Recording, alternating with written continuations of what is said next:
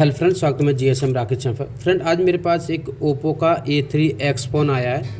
Phone पूरा working condition में है। पहले ये फ़ोन नेटवर्क का प्रॉब्लम था, तो एक ट्रैक टूटा हुआ था, तो मैंने CPU ड्रिल करके उसको लगा दिया। उसके बाद नेटवर्क भी प्रॉब्लम सॉल्व हो गई।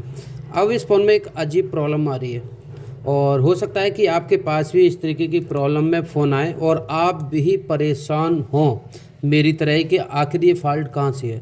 इस फ़ोन का मैंने CPU भी रिवॉल्व कर दिया है। जो लाइन टूटा हुआ था नेटवर्क का, वो भी मैंने अंदर से ट्रैक बना दिया, जंपर हटा दिया है। अब फ़ोन में प्रॉब्लम क्या है? फ़ोन में प्रॉब्लम ये है कि सिम डालने के बाद इसमें नेटवर्क आता है, कॉल भी लगता है, सब कुछ अच्छे से काम करता है, बट कुछ देर बाद सेट रीबूट हो जाता है। ऑटोमेटिकली हैंग होगा, उसके बाद रीबूट हो जाएगा।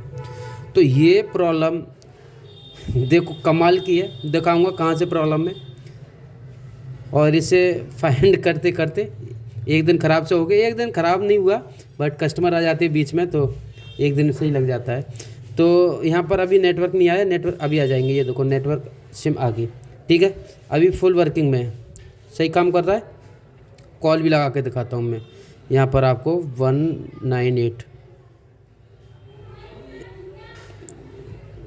198 कॉल लगा रहा हूँ, कॉल भी लगेगा। ये देखो, ये शायद स्विच ऑफ हो गया, शायद, हाँ हो गया। अब ये रीबूट हो जाएगा कुछ देर बाद। ये देखो कुछ नहीं आ रहा। और ये कुछ लोग बोल रहे होंगे कि सेंसर का प्रॉब्लम है। सेंसर का प्रॉब्लम नहीं है, रीबूट हुआ है फ़ोन। अभी करीब 30 सेकंड बाद ये सेट रीबूट हो जाएगा, ठीक है। अभी रीबूट होने देते हैं, उसके बाद मैं आपको बताऊंगा। ये देखो रीबूट हो गया, यानी कि ये सेट ऑफ होकर रीस्टार्ट हो गया, यानी कि जो सेंसर था, सेंसर का प्रॉब्लम नहीं है, ठीक है।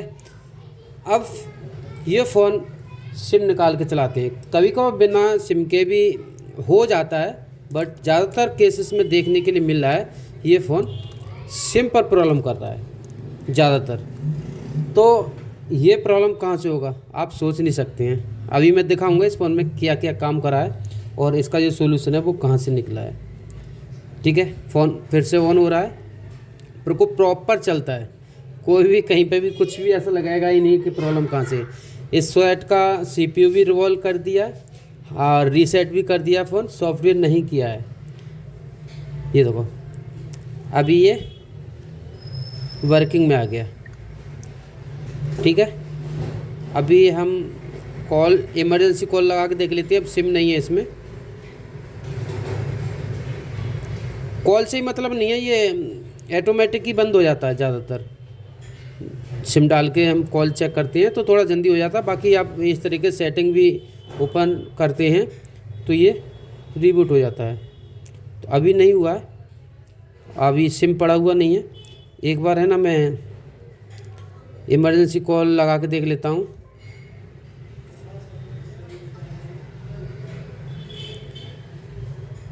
ठीक है, अभी ये फ़ोन है वो स्विच ऑफ नहीं हो रहा है। एक बार मैं फिर से सिम डालूँगा, तो वीडियो को पूरा देखिएगा, जब भी आपको समझ में आएगा आखिर मैं दिखाना क्या चाह रहा हूँ। ये ओप्पो का A3X फ़ोन है। एक बार मैं सेटिंग में जाके मॉडल दिखा देता हूँ। सिम मैंने डाल दिया है और अबाउट में यहाँ पर ये देख सकते हैं ओप्पो A3X। नेटवर्क आ चुका है 4G का। अब ये सेट थोड़ी देर बाद रीबूट हो जाएगा। ये हो गया, अभी मैंने कॉल भी नहीं लगाया, कुछ भी नहीं लगाया, ठीक है, हो गया ऑफ। तो अब मैं आपको दिखाता हूँ कि आखिर ये प्रॉब्लम आ कहाँ से रही है। तो अभी मैं सेट को खोल के दिखाता हूँ और इस फ़ोन में मैंने क्या क्या काम करा है वो भी मैं दिखा देता हूँ, और उसके बाद बताऊँगा इसका प्रॉब्लम कहाँ से है। आप सोच नहीं सकते हैं। चलो कमेंट करो जल्दी जल्दी, देखते हैं कि कौन का आइडिया सही निकलता है। सेट रिबूट हो चुका है। सबसे पहले मैं यहाँ पर दिखाना चाहूँगा, मदरबोर्ड निकालता हूँ और इसमें काम क्या क्या हुआ है। शायद इसका मैंने वीडियो बनाया था नहीं बनाया था, नेटवर्क का मेरे लिए याद नहीं है। यहाँ से मैंने एक ट्रैक टूटा हुआ था हमारा RFIC का, ये यहाँ से ये इस तरीके से लिया था और यहाँ से लेके यहाँ पर सीपीयू ड्रिल किया था। सीपीयू ड्रिल करके यहाँ पर मैंने जंपर कर दिया। अब उस जंपर को मैंने हटा दिया क्योंकि सीपीयू रिवॉल्व किया, नीचे से ट्रैक टूटा हुआ था, तो यहाँ पर जलेबी बना के कर दिया। ठीक है। अब इसमें सीपीयू भी रिवॉल्व हो चुका है, सेट को रीसेट भी कर दिया है, बट प्रॉब्लम सॉल्व अभी भी नहीं है। ठीक है। अब मैं आपको बताता हूँ ये प्रॉब्लम कहाँ सी है। ये प्रॉब्लम क्या बताऊँ, आप सोच नहीं सकते हैं भाई। ये प्रॉब्लम डिस्प्ले का है। आप सोच सकते हैं आप यही बोलेंगे कि फोल्डर से कैसे हो सकता है, तो ये प्रॉब्लम फोल्डर का ही है। एक बार मैं दिखाना चाहूँगा। अब मैं एक दूसरा फोल्डर लेकर आया हूँ मार्केट से, इसीलिए इस फ़ोन में टाइम लगा। ठीक है। अब मैंने नया फोल्डर डाला है, वीडियो अनकट है, कुछ भी नहीं किया है, वही मदरबोर्ड है। ठीक है। अब मैं आपको दिखाता हूँ अब ये क्यों हो रहा है, वो भी मैं बताऊँगा, इसका रीज़न मैं बताऊँगा। और बैटरी का भी प्रॉब्लम नहीं है, बैटरी ओरिजिनल है, बैटरी का भी प्रॉब्लम नहीं है कि सेट लोड लेके रिस्टार्ट हो रहा हो, कहीं पर भी शॉर्टिंग भी नहीं है फ़ोन में, बट सेट रीबूट हो रहा है।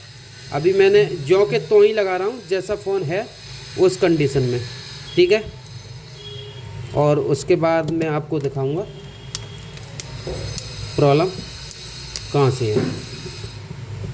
कहाँ से क्या बता ही दिया फोल्डर का प्रॉब्लम, बट आप लोगों के लिए भी दिखाना पड़ेगा ना। आप ये सोच रहे हैं फोल्डर का प्रॉब्लम कैसे हो सकता है, भाई फोल्डर का ही प्रॉब्लम है। ये देखो सेट ऑन हो रहा है, ऑन होने देती हैं बहुत अजीब अजीब प्रॉब्लम आ रही है अभी के फ़ोनों में। आप सोच नहीं सकते हैं कि प्रॉब्लम कहाँ से हो सकता है।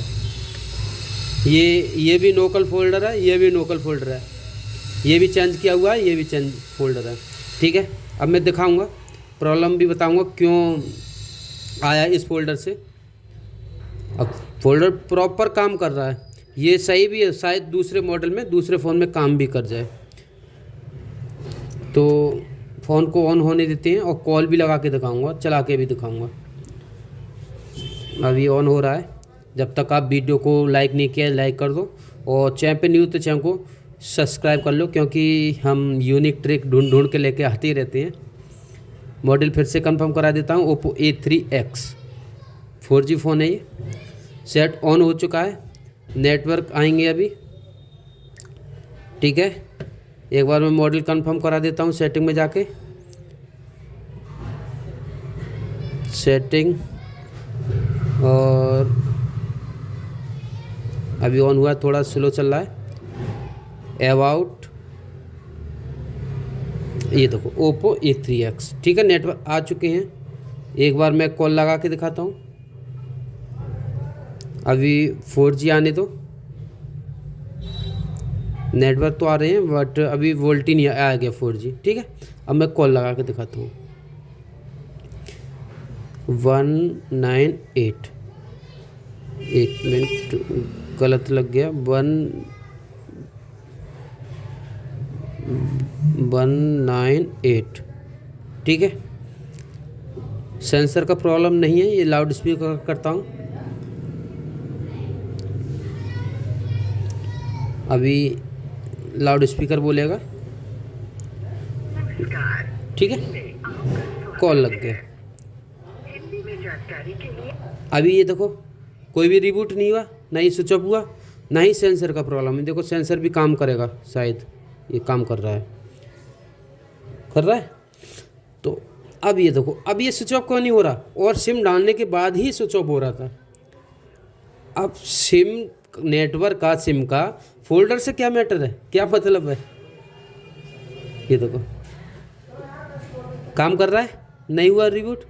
एक बार मैं सिम निकाल के दोबारा से डाल के दिखा देता हूँ। है ना, है अजीब प्रॉब्लम। सिम निकाला, नेटवर्क भागेंगे, अभी भाग गया। फिर से मैं लगाता हूँ और नेटवर्क आने देते हैं। फिर से हम, अभी पहले इतनी देर में 2 बार हो गया था और अभी एक भी बार स्विच ऑफ नहीं हुआ है। ये देखो प्रॉपर काम कर रहा है, कुछ भी नहीं है। अब बताओ भाई, कमेंट करो भाई, ये प्रॉब्लम क्यों आ रही है फोल्डर से, नेटवर्क की, वो भी कुछ आइडिया है चलो मैं ही कुछ आइडिया देता हूँ, मेरे लिए भी कंफर्म नहीं है, बट मेरा जो आइडिया है वो यहाँ तक है, वो ठीक रहेगा, ठीक ही होगा। अब इस फ़ोन में जो प्रॉब्लम है, इस फोल्डर में क्या प्रॉब्लम है, ठीक है। अभी मैंने एक चीज़ नोटिस किया कि इस फोल्डर में कंपेयर करें इस फोल्डर से, यानी कि ये वाला फोल्डर डला हुआ था, इसके कंपैरिजन इसमें जो ब्राइटनेस है वो कम है। ये ब्राइटनेस बहुत ज़्यादा दे रहा है, ब्राइटनेस इसमें भी ज़्यादा है, बट इसमें बहुत ज़्यादा ब्राइटनेस दे रहा है। यानी कि इसका जो लाइट सेक्शन है वो हीट हो रहा है, और सेट एक तो नेटवर्क पे फ़ोन है ना, करंट ज़्यादा कंजप्शन करता है, नेटवर्क सर्च करता है, कॉल भी करता है, तो उस टाइम लोड बढ़ जाता है बैटरी पर। और ये फोल्डर ब्राइटनेस ज़्यादा दे रहा है, यानी कि ब्राइटनेस का जो लाइट आईसी का सिस्टम है उस पर भी लोड कंजप्शन ज़्यादा हो रहा है। यानी कि दो जगह से लोड बढ़ जाने के कारण इस फ़ोन को रिबूट होना पड़ रहा है। तो ये फ़ोन में मैंने यहाँ तक नोटिस किया कि इसका जो ब्राइटनेस का सेक्शन है वो थोड़ा सा तेज़ है। अगर हम इसका ब्राइटनेस कम करें पत्ता चेंज करके तो शायद चल सकता है। तो इस पर भी मैं प्रैक्टिकल करूँगा इस फोल्डर पर, पहले मैं कस्टमर से अनुमति ले लूँ। बाकी ये देखो अभी तक रिबूट नहीं हुआ है, ठीक है। तो ये प्रॉब्लम हमारा फोल्डर से निकला। अब बताओ, आपने सोचा भी होगा कि फोल्डर से भी हमारा प्रॉब्लम बन सकता है। तो भाई आजकल के फ़ोन में प्रॉब्लम कहीं से भी हो सकता है, कुछ भी नहीं कह सकते। अगर हम इसमें सॉफ्टवेयर करते तब भी प्रॉब्लम सॉल्व नहीं होता, क्योंकि सेट आजकल के फ़ोनों में सॉफ्टवेयर का प्रॉब्लम इतना आ नहीं रहा है। सेट रीसेट कर दो तो भी प्रॉब्लम हमारी सॉल्व हो जाती है ज़्यादातर। तो यहाँ पर जो प्रॉब्लम निकला वो हमारा फोल्डर का निकला, क्योंकि ये भी फोल्डर मार्केट का डला हुआ है, मार्केट का डला हुआ फोल्डर है। ये अलग ब्रांड है, ये अलग ब्रांड है। तो मैंने सॉफ्टवेयर ना करके पहले टेस्ट किया कि एक बार फोल्डर चेक करके देखा जाए कि कहीं फोल्डर तो करंट कंजप्शन ज़्यादा नहीं कर रहा है। ये दूसरे मॉडल में चल सकता है। बाकी इसका ब्राइटनेस भी हम थोड़ा बहुत कम ज़्यादा करके भी काम कर सकते हैं, ठीक है। तो ट्राई करेंगे उस पर भी, वरना नया फोल्डर डाल देंगे। तो ये वीडियो आपको कैसा लगा कमेंट करके ज़रूर बताना, और इस वीडियो से आपको कुछ ना कुछ ज़रूर सीखने के लिए मिला होगा। तो इस वीडियो को कभी लाइक कर दो, चैनल पर नहीं हो तो चैनल को सब्सक्राइब करके बेल आइकन दबा लेना। तो आज के लिए इतना ही, मिलते हैं नेक्स्ट वीडियो में। Thank for watching.